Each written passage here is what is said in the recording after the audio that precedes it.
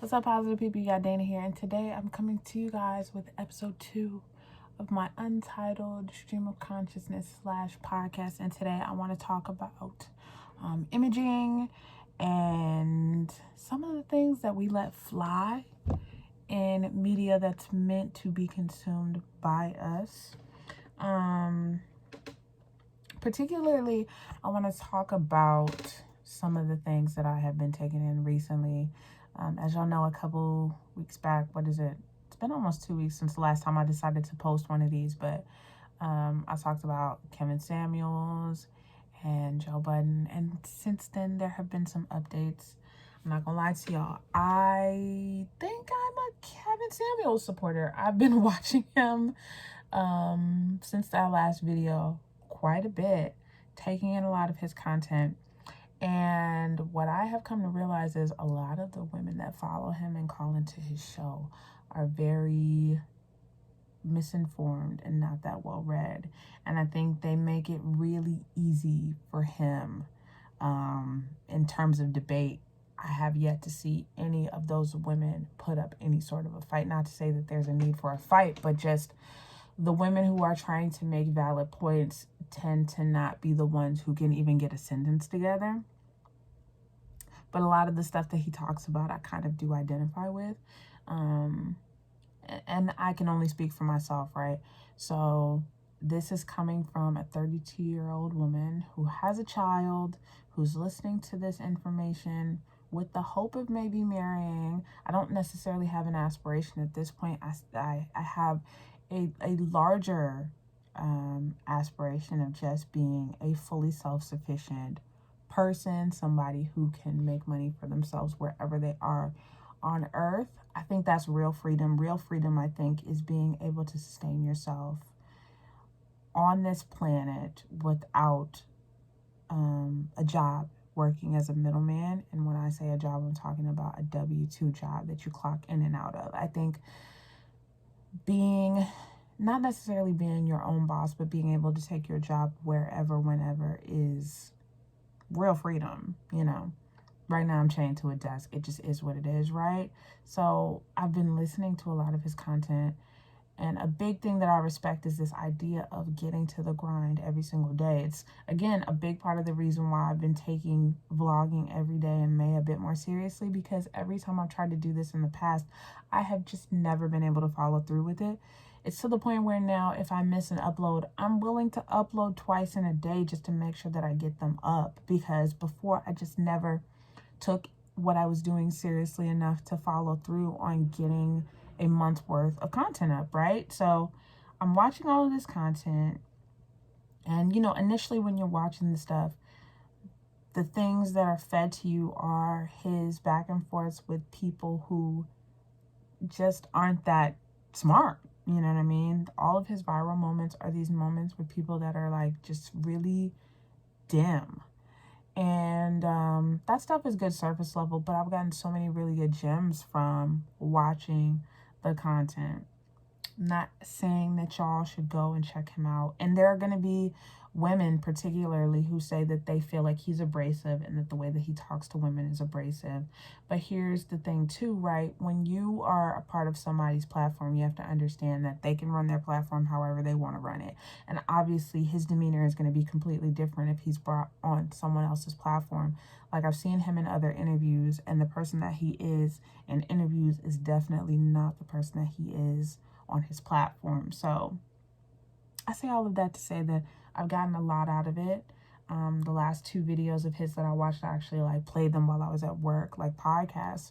The first one, he was talking about the impact of the movie The Birth of a Nation. I'd heard a lot about this movie. I've never actually watched it.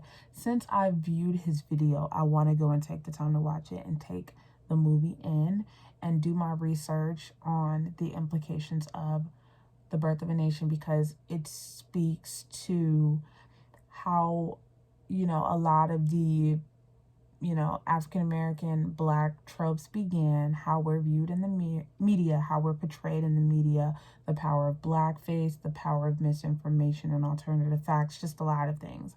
How a lie can propagate and become something so much bigger.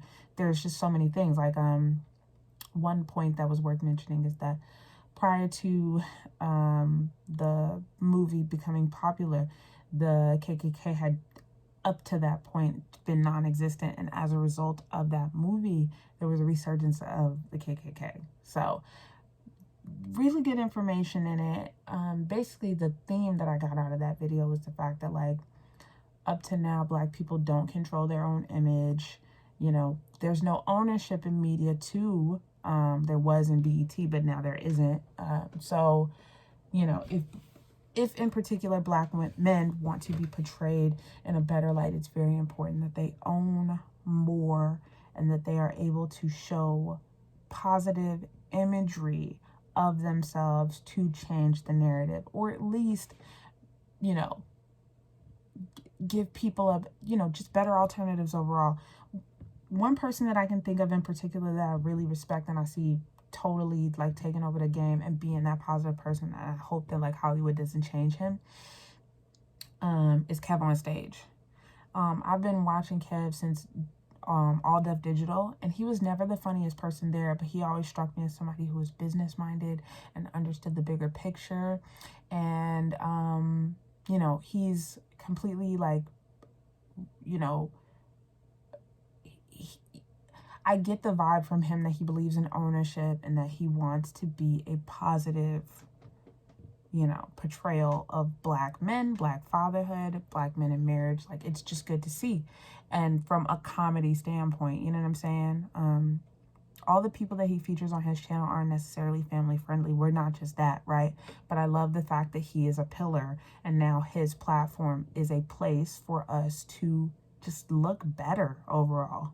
So I watched that, and then the next thing of his that I watched today was this video where he talked to the women, and sadly, that's the only thing that kind of bugs me about watching him. And sometimes is like the women that he gets together with are either like totally in agreement with him and don't really add anything to the conversation as far as like this overall arching narrative of like, you know, they're high value men, you know, these, you know, there's high value men, right? There's high value Black men.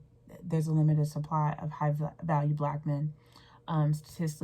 Statistically speaking, Black women are more educated than high value Black men, or just Black men in general, right? Where, you know, they're graduating from college more.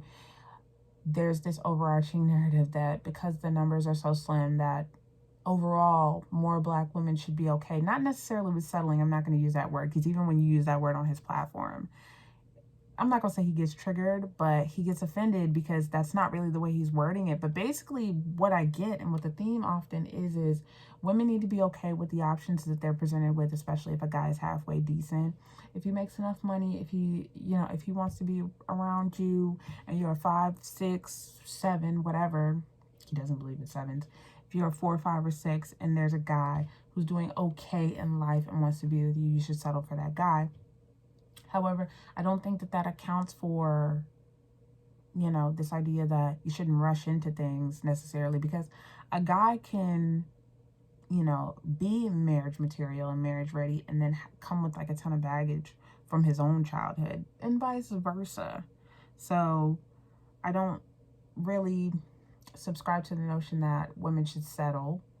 I definitely think that women shouldn't be aspiring for something that's just completely out of their league. But this idea that like, oh yeah, you should settle because, you know, you're a single mom, or you're not in the best shape, or you're not the best looking, and high value men don't want you. There are plenty of high value men out here that are with women who don't necessarily fit the mold of what high value men are after. So, right. And also too, his definition of a high value man, I don't really agree with, because I don't feel like a lot of gainfully employed Black men fit that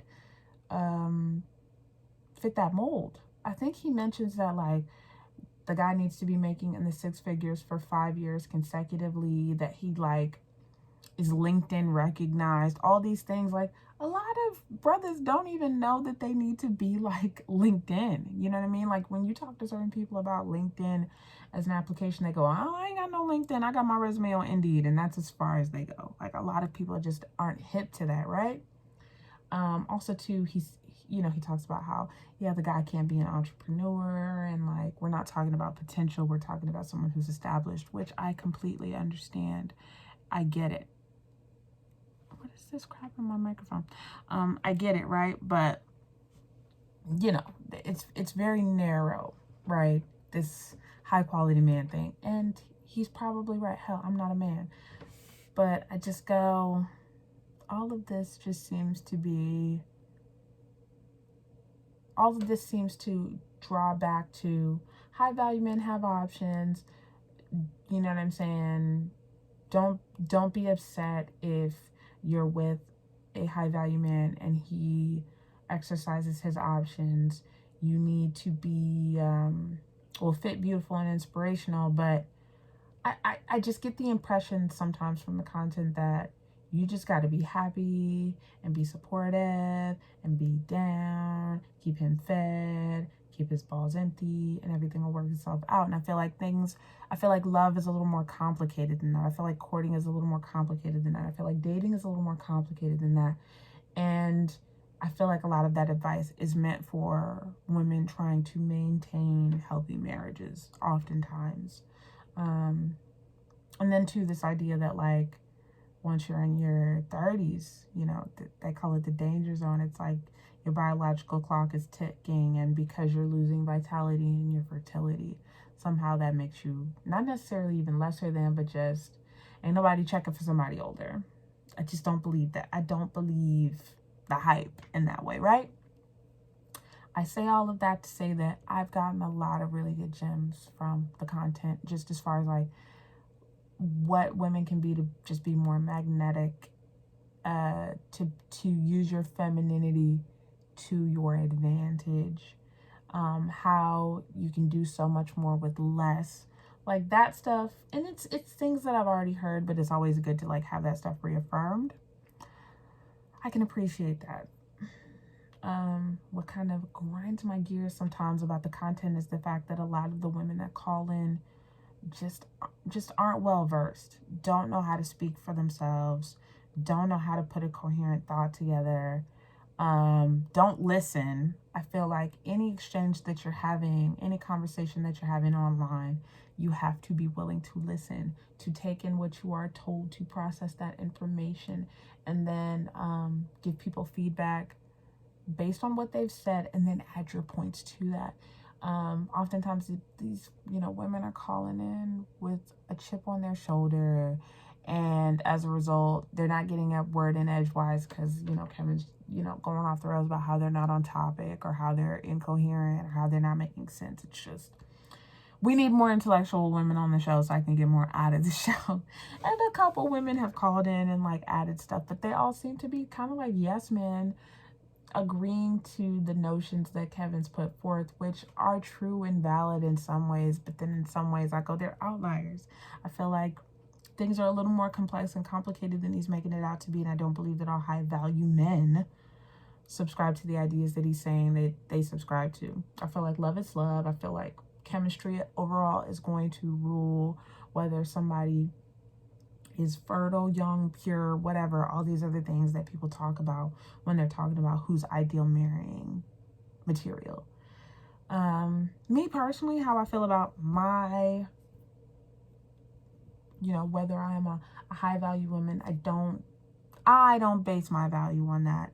I believe that I am a woman of substance, and that I have my own goals and my own dreams. I feel like I've worked on myself in reference to like angers and fears that I've had in the past. I feel like I don't put that stuff on other people. I feel like that's my own stuff to handle.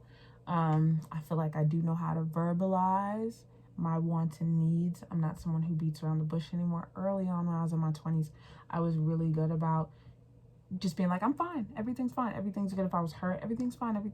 Like I was just not passive aggressive wasn't the word. I feel like I had a wall up. I feel like I was putting up a front.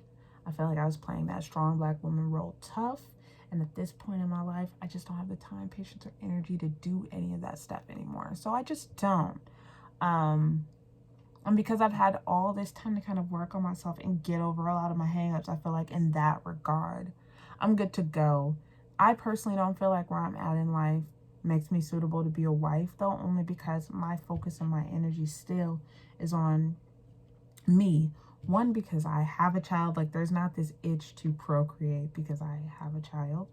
Not only that, there's so many other things in my life that because I was stunted in my 20s, and because I was going through things in my 20s that now I'm getting to in my 30s. And there is nobody on this planet that's going to convince me that it's too late for me to find someone, when there's so many people, especially in the millennial generation, there's so many people where their development was arrested. For a lot of us, we're redoing our 20s in our 30s because whatever happened in our 20s, whether we pissed that time away, whether, we were in school doing something we didn't want to do and, we didn't finish our degree, whatever the case, a lot of people are finally getting it together, someone in their 30s, and as a result, they're ready to extend themselves out to a person to see about potentially dating.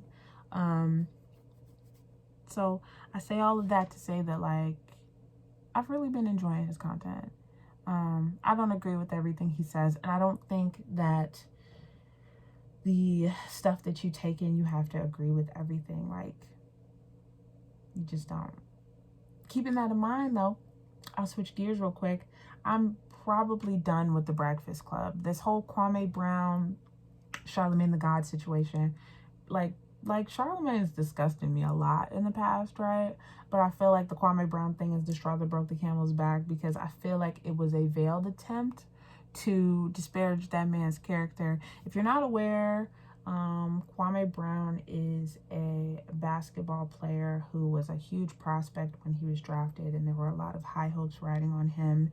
And in a lot of basketball minds, and to a lot of people in that community who do commentary, they feel like he was a bust because he wasn't a LeBron, he wasn't a Kobe, right? But if we're talking about statistical success, he played, I don't know, 12 seasons, I think he played, made like $65 million. In any industry, doing that amount of work for that long of a time, making that much money is a success. And I think recently, anyway, he just got a battery in his back where he said enough is enough. I'm tired of y'all talking mess about me, because apparently in the commentary community for basketball, people had something to say. He had been a punchline for 20 years, and he finally was just like, no, I got time. And he's been going in on everybody from Stephen A. Smith to Steven Jackson to Matt Barnes to Gilbert Arenas, all these different people that had opinions on him. I think the thing that really was kind of like crazy disrespectful was Charlamagne coming out and saying people need to leave, Kwame alone, while also airing out his family business, which had nothing to do with him. What I absolutely hate is when people try and frame an opinion on somebody based on the actions of others. What my father did, what my mother did, what my ex did, what anybody does, what Marley does, that's no bearing on my character, especially if I wasn't involved. And what was really upsetting about the Charlamagne thing was nobody said anything to Charlamagne as far as him going out of his way to expose that stuff, that public information or not, did not need to be rehashed, especially when Charlamagne himself has his own skeletons in his closet with delinquency of a minor, that charge that he copped the plea to. His accuser has come out and said that, she had been R-worded, and I believe her, and there's paperwork to back up everything that she's saying. And for years Charlamagne went out of his way to try and change that narrative, and the story that he tells is nowhere near what it was that he copped to.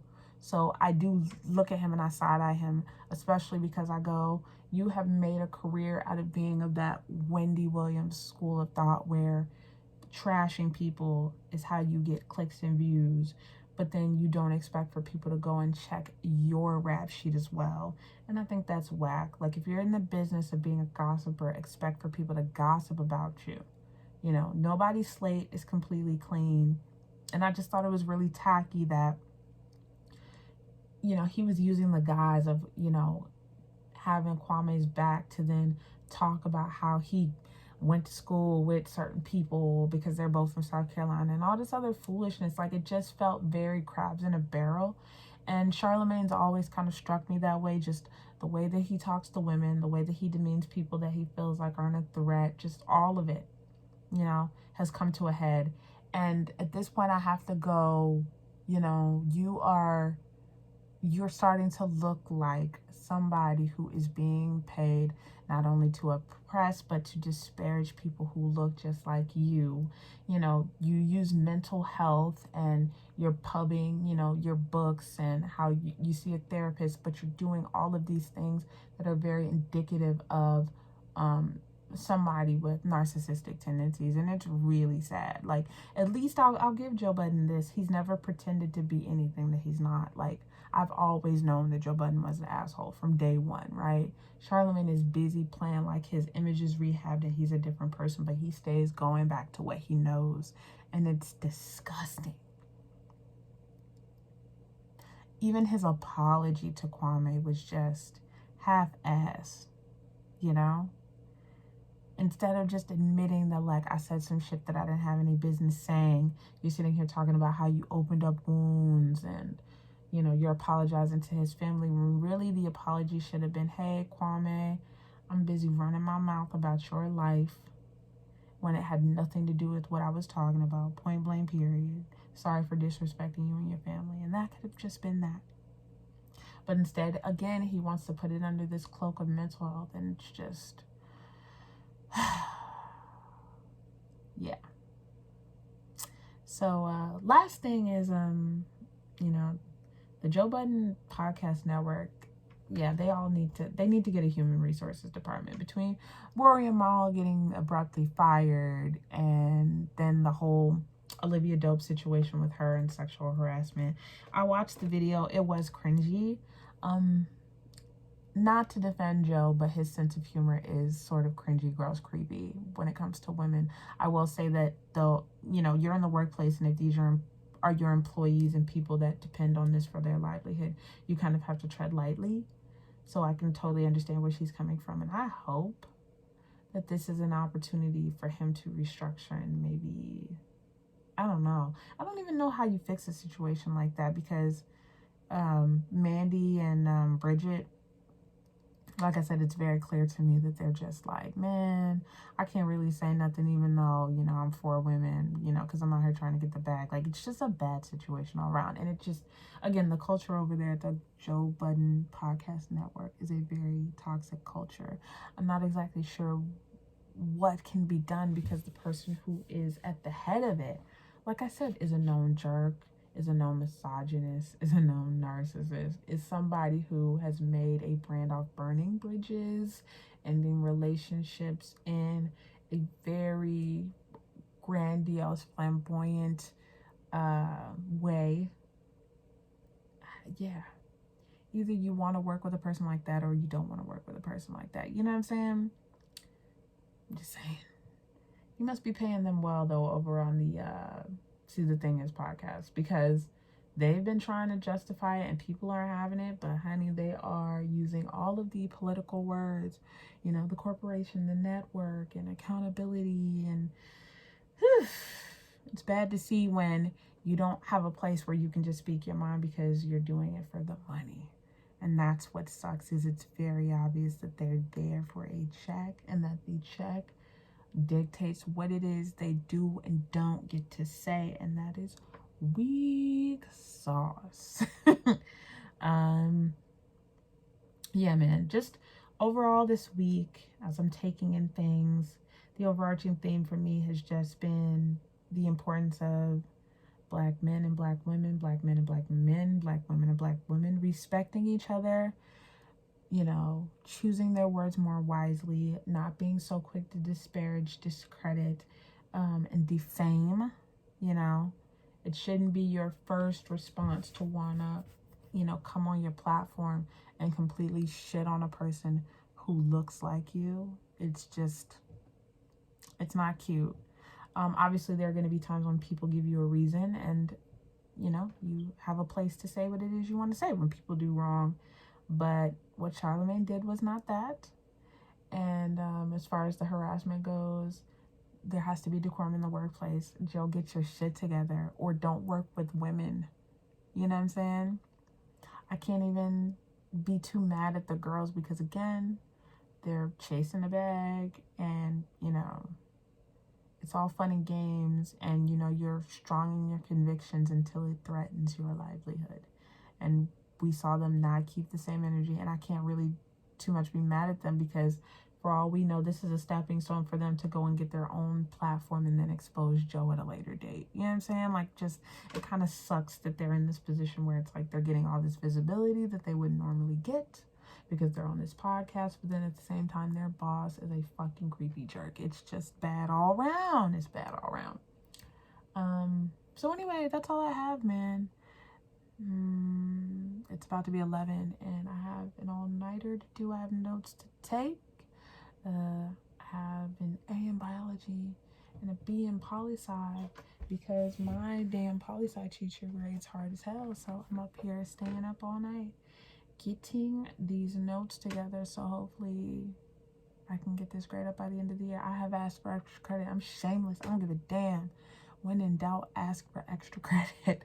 So yeah, I'm gonna work on what I need to work on. I hope you enjoyed this week's podcast / stream of consciousness. Let me know if there's anything you want me to talk about and I'll talk about it. I'm gonna try and get up at least 2 of these a month, if not 1 a week. But I just skipped last week because, you know, I had things to do, child. But anyway, till later. Peace. Positive people.